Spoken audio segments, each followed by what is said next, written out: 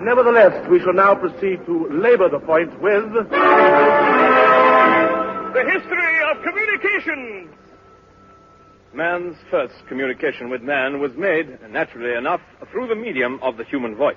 For instance... Hi, Frank. Hello. But this was only practicable at close quarters. For long-distance communications, man developed this method. Hey! Frank! Centuries pass, and then...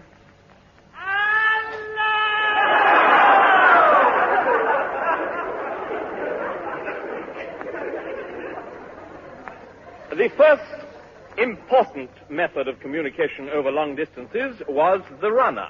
The most famous of these messengers was the Greek Goonicus, who ran 300 miles to Athens, bringing news of a great victory.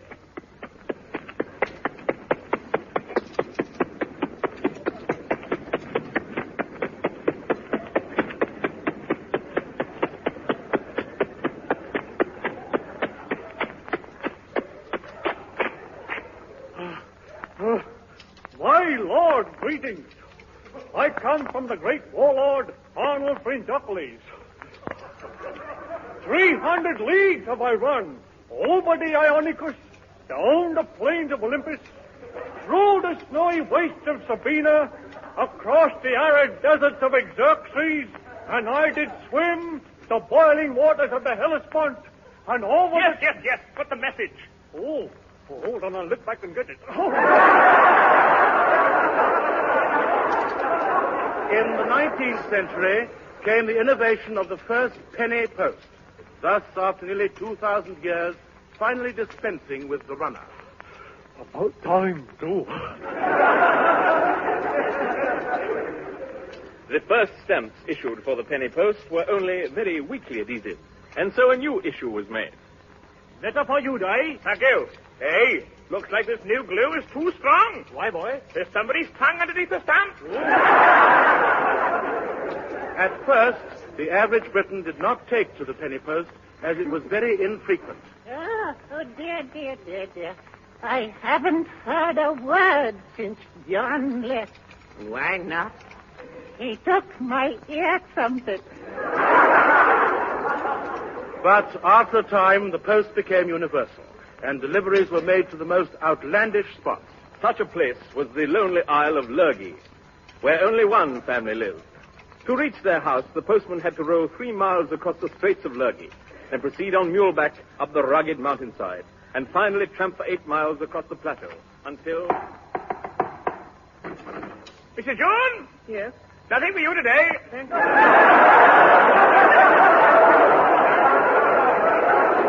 A few years later came the parcel post, and for the first time, people were able to send appropriate gifts to loved ones far away.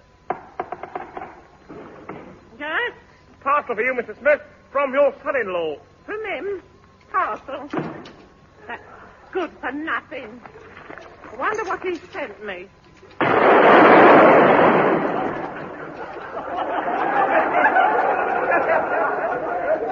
And somewhere in London, an unknown man is seated in a tiny workshop. Before him on the table, almost completed, is the greatest invention of them all, the wireless set. He looks up, weary and haggard, as his wife comes in. Darling, you'll kill yourself working like this. I must go on. Don't you understand? What? I feel I'm nearly there. Wireless. That's what I call it. Wireless. Yes, wireless. Oh, if only I could unravel the secret of the baffle coil balance. Thousands of miles away, you merely lift up your phone and say...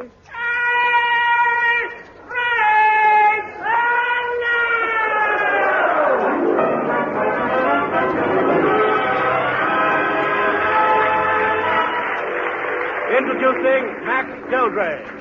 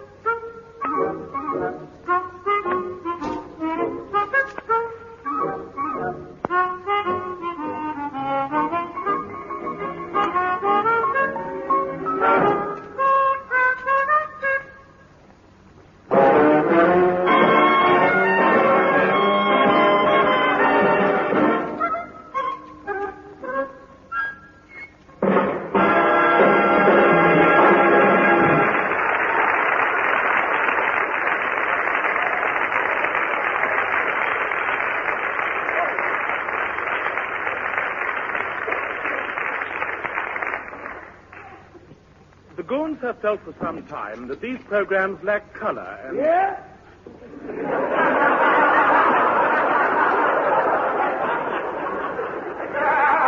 lack color and drama. And so tonight we present our idea of how education should be handled on the air under the title, For the Ghouls.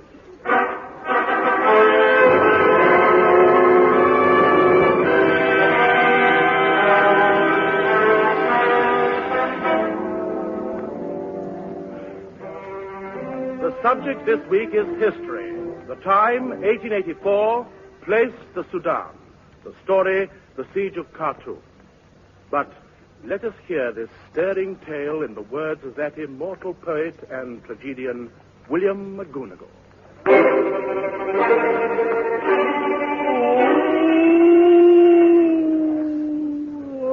Answer me.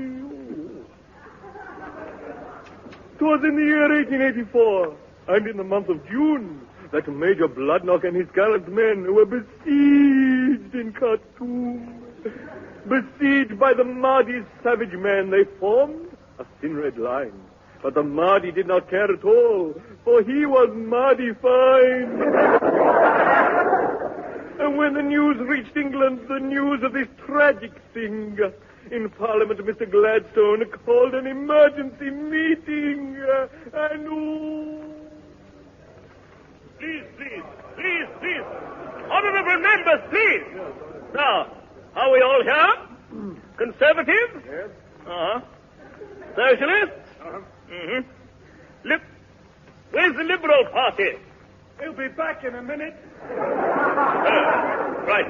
Now, gentlemen, the position is serious. Australia is being overrun with rabbits. Every year the rabbits increase by millions. Well, they've only got themselves to blame.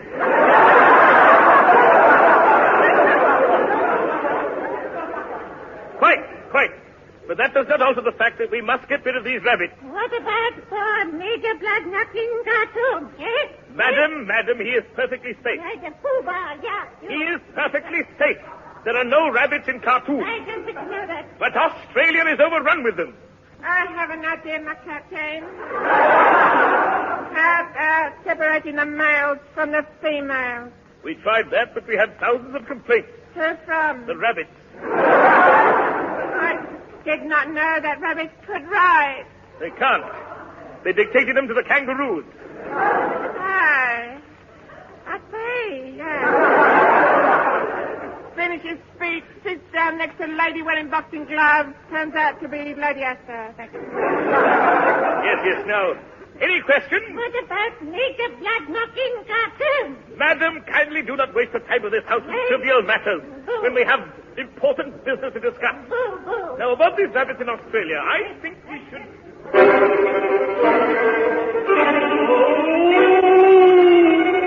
Yet Gladstone spoke of rabbits, while in a distant land, poor Bloodnock was surrounded by a savage Arab band, and oh, how the battle did rage, oh, it...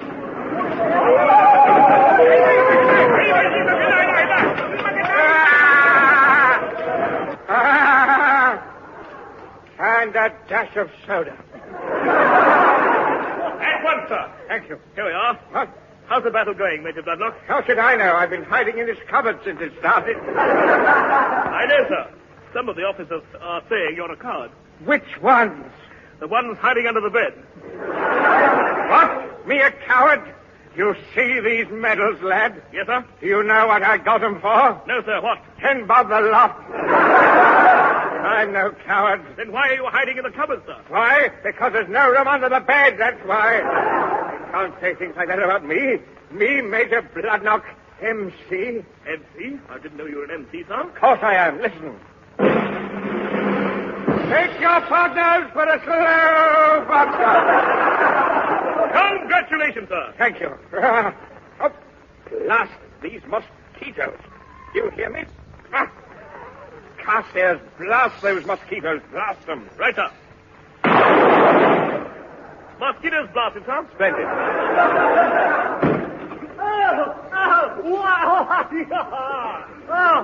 Major Bloodnock! Oh, Major Bloodnock! Great Scott! It's Captain Birksdale of the 3rd Athlete's Foot.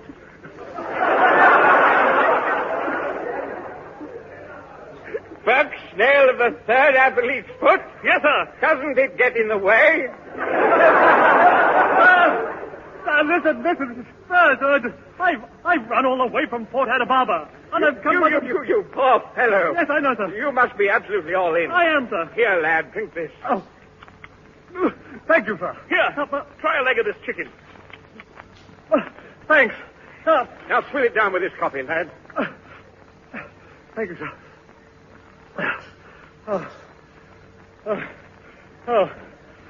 Thank you. Well, good night, sir.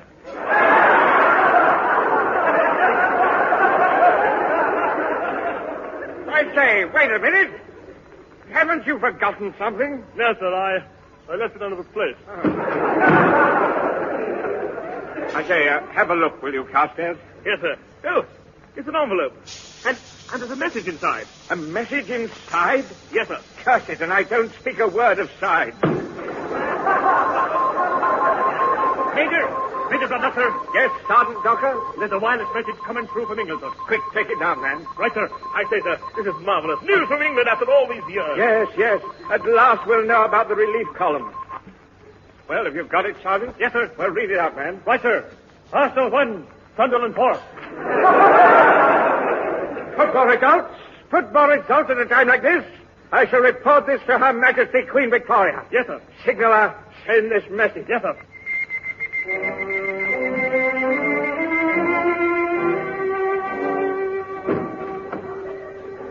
Your Majesty, Yes, Lord Palmerston. this news has just been received from Major Bloodnock. Pray read it. Arsenal 9, Sunderland 14. Herbert, Yes, Anna. check your pool. Yes, Anna. Is there anything else, Lord Palmerston? Yes, ma'am. This.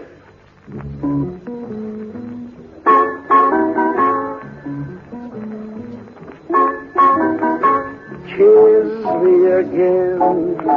Oh, kiss me again. Please hold me, my darling, and kiss me again. I'm sailing away, but what can I say? Please hold me, my darling, and kiss me again. For a while, we must part, but I leave you my love and my heart, darling. Kiss me again.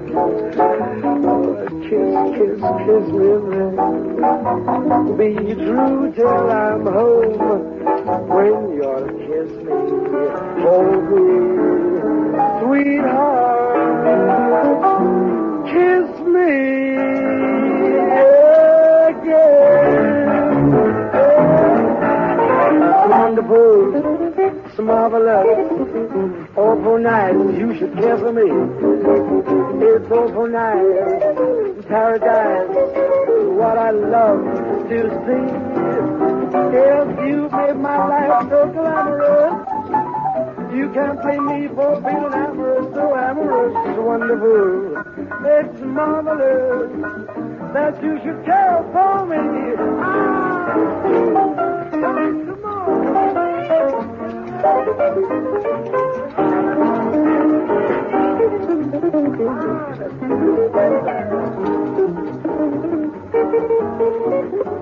It's wonderful, marvelous, glamorous, and amorous that you should care for me. Ooh, it's overnight paradise, overnight paradise, that's what I love to see. Ooh, you've made my life so glamorous. You can't blame me for feeling amorous, amorous, it's wonderful.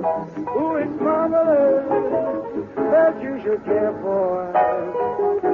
It's a wonderful, marvelous, amorous that you should care for me.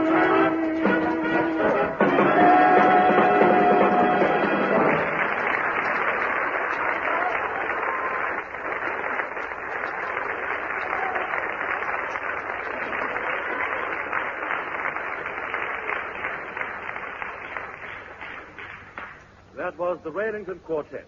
The part of Railington was played by Herbert Wilcox, who is now appearing in And an Eagle Has Two Heads. We now continue with our educational documentary, The Siege of Khartoum.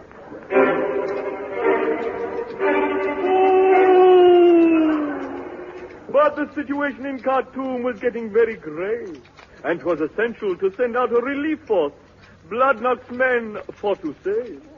And realizing that something was very much amiss, Field Marshal McNaffy called a conference in the Whitehall War Office and... Now, gentlemen, are all the senior army officers here? Yes. Splendid. Now, Lieutenant Churchill, for the last time, put that cigar out. What? What did you say? How many times must I tell you? Oh, I see. I see. Twice. Now to business. The situation in Khartoum is grave. Bloodknock's force is completely besieged, and we must send out a relief force immediately.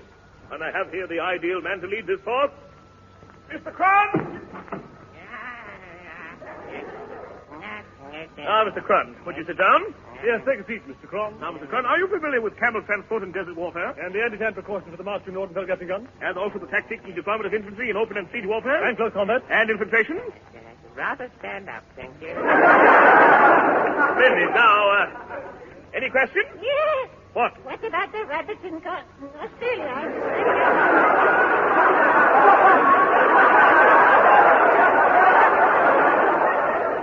Please, madam. I don't think I don't wish to know that. neither do I. Now, Mr. Cron, have you ever worked for the government before? Oh, yes. You know the Royal Mint? Yes? Well, I used to grow it. Yes, thank you. I see, and have you had any experience of life in the tropics? Oh, yes, I have. I used to be a forestry commissioner in North Africa. I chopped down every tree in the Sahara forest. You mean the Sahara Desert? Ah, that's what they call it now. Have you any idea, Mr. Cron, what stores you'll need for this operation? Yes, I brought a list of the stores we shall need. Splendid. Would you care to read them out, Olf? Yes, I'll read them out now. Good. Have you got the pencil? Yes. Right. 2,000 pairs of purple creosote bathroom socks with reinforced concrete knees and secret sliding panels. Absolutely vital. 1 octogenarian fruit dancer. 12 trained Moldavian nut lions. Yes. 1 slightly soiled film test of Raymond Navarro. A must. Paul Adam. Yes. 1 life-size statue of Jane Russell made of jelly. Inscribed, it must be jelly, 'cause Jane don't shake like that. Mr. Cron, you're a genius. I'm a genius, Mr. The relief force sets sail tomorrow.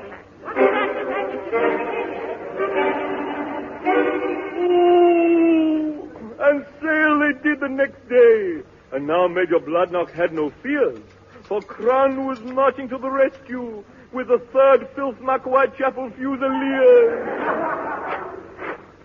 Soldiers of the Queen, my life. My life, the Queen. Mr. Cron, hasten be gutter. Will you listen to me for a minute? What is it, Svekolowski? We're approaching the big river. Approaching a river? Yes. You'd better give the order to halt. Yes, all right. Just a minute. Company?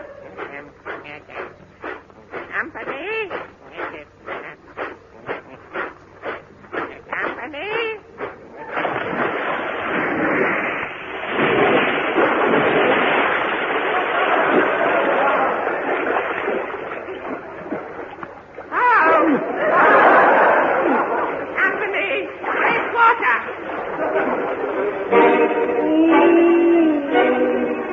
And meanwhile in Khartoum, the siege went on because Major Bloodknock fought like a tiger, like the true British officer he was.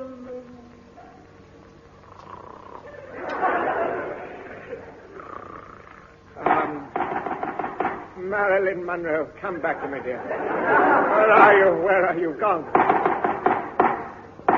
What? Who is it? Who is it? It's me. And who are you? I'm the intelligence officer.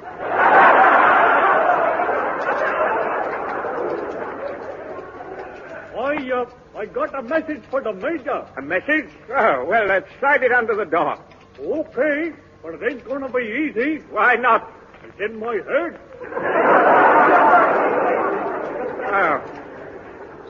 Oh, all right then. Come in. Right, there it is. Now, let me have a look at this. Enemy shelling increasing. Oh, yes, I don't think this old fort is going to stand much more shelling, you know. You're dead right. Look at those nasty cracks on the wall. Nasty? Yes? Huh? Who wrote those nasty cracks on the wall? I did, sir. You did? Well, rub them up at once. Now we must find out whether the Mahdi intends to attack or not. Have you found out anything from the Arabs in the town here? Well, sir, last night I questioned the chief daughter for 4 hours. Did she talk? I hope not.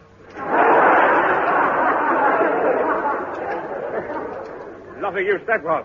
Eccles, I hope you did better. Oh, yeah. I questioned you for 25 hours. What? So you know her as well. I was having a good time. You know what she said? What? She said, I bring out the maternal instinct in her. The maternal instinct? Yep, I remind her of her mother. Eccles, you're a stupid, ignorant idiot.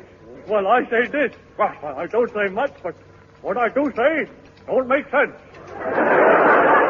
Major! Get him away. Major, we may be able to get some news on the wireless. Splendid idea. Where's my Batman? Ellington? Yes, Major? This is your Batman, sir? Yes. Why? But he's not English. Not English? Of course he is. I say, Ellington, you are English, aren't you? No, Major. Then what are you? I'm a white Russian. Well, you certainly had me fooled. I don't mind telling you. The last round? Why? It's closing time. In that case, I don't...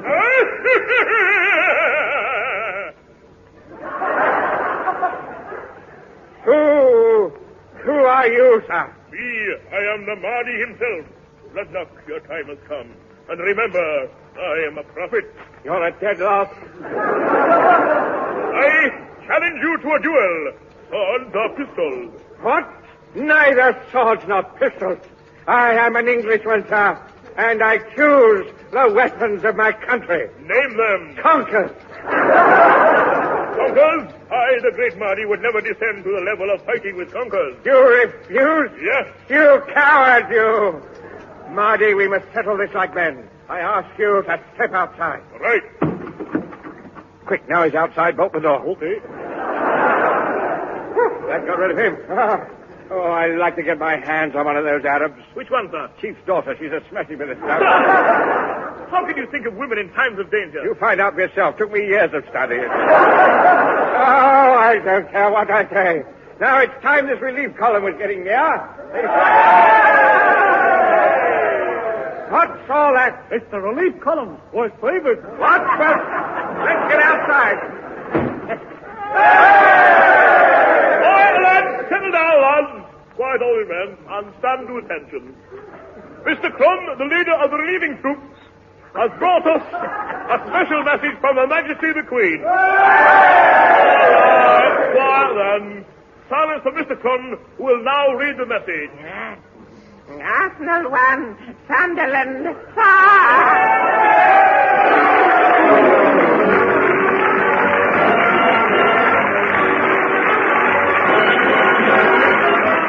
That was The Goon Show, a recorded program featuring Peter Sellers, Harry Seacombe, and Spike Milligan, with the Railington Quartet and Max Geldray. The orchestra was conducted by Wally Scott, script by Spike Milligan and Larry Stevens, announcer Wallace Greenslade, the program produced by Peter Eaton.